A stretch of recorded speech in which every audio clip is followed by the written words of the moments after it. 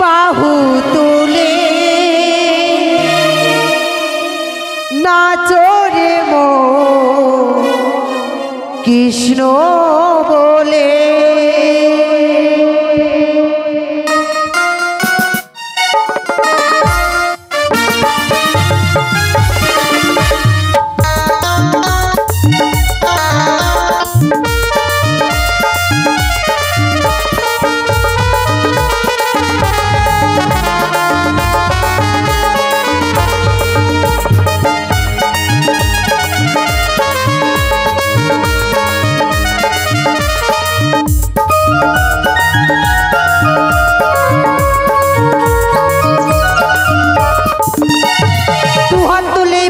কৃষ্ণ না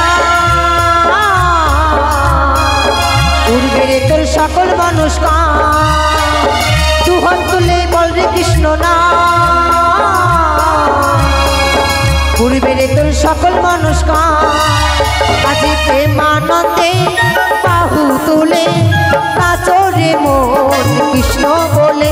আজি প্রেমানন্দে বাহু তুলে নাচো রে মন কৃষ্ণ বলে।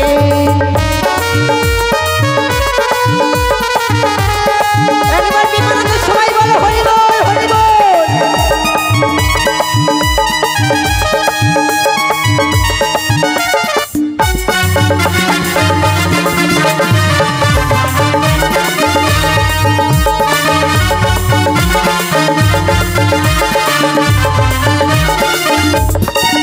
কত পাপি দাপি করে গেল এই মহানামে মধুর নাম ছড়িয়ে দেব সকল গ্রামে।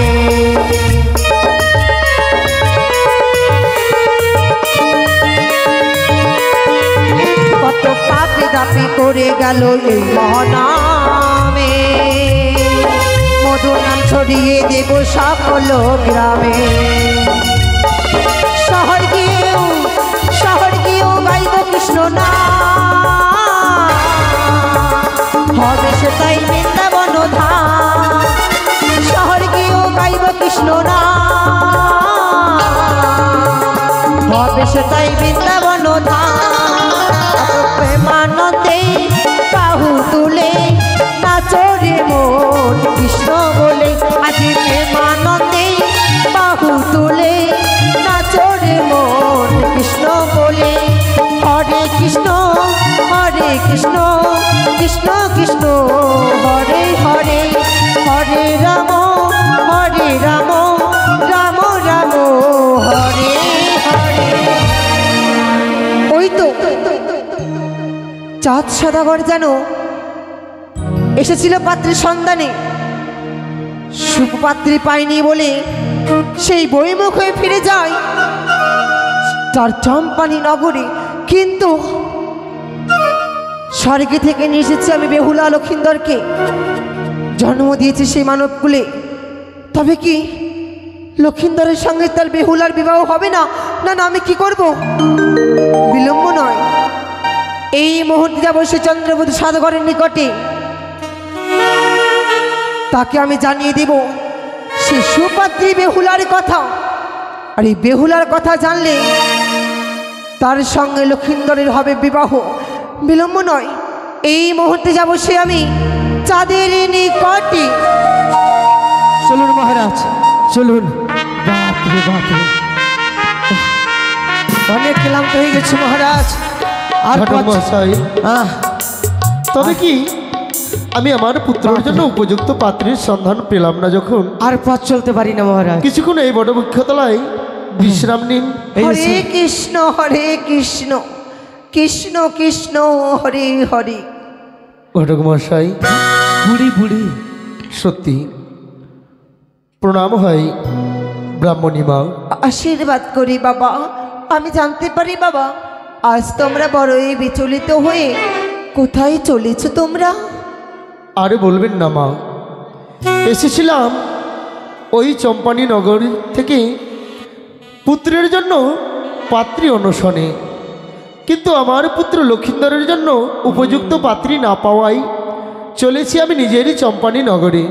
তাই পথ চলতে চলতে বড্ড ক্লান্ত বোধ হচ্ছিল মনে, তাই ক্ষণিকের জন্য এই বটবৃক্ষতলায় বিশ্রাম করব বলে। এ কি বললি বাবা? হ্যাঁ মা।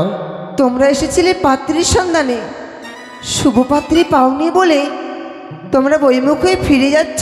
হ্যাঁ বৃদ্ধ আমি ব্রাহ্মণী মা। একটি কথা বলবো বাবা? বলুন মা। আমি যদি তোমাদের সুপাত্রীর উপদেশে বলে দিতে পারি। পাত্রীর সন্ধান দেবেন আপনি? হ্যাঁ। তবে সত্যি যখন আপনি আমার পুত্রর জন্য পাত্রীর সন্ধান দেবেন, তবে বলুন সত্যি যদি যোগ্য পাত্রী হয় অবশ্যই বলুন মা। তুমি শোভন করো বাবা। ওই দেখো অদূরে একটি দেখা যায় দিঘি। হ্যাঁ। সেই দিঘির নাম হচ্ছে ছয় ঘাটি। ছয় ঘাটি? হ্যাঁ বাবা, সেই ছয় ঘাটিতে অনেক কুমারী কন্যারা স্নান করতে আসে। সত্যি? তাদের মধ্যে একটি সুপাত্রী কন্যা রইবে বাবা। রইবে? কিন্তু অত নারীর মধ্যে আমি চিনব কি করে কোন নারী সতী?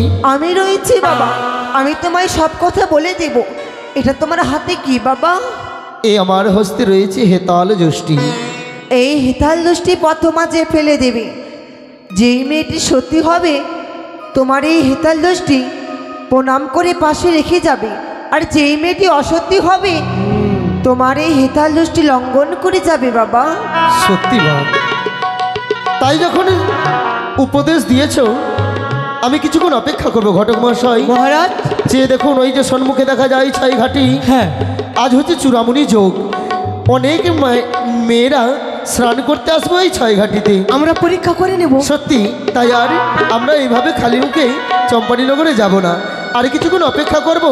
চলুন আমরা একটু এগিয়ে যাই, ওই গাছতলায় বিশ্রাম করবো। জয় শিব শম্ভুরি জয়।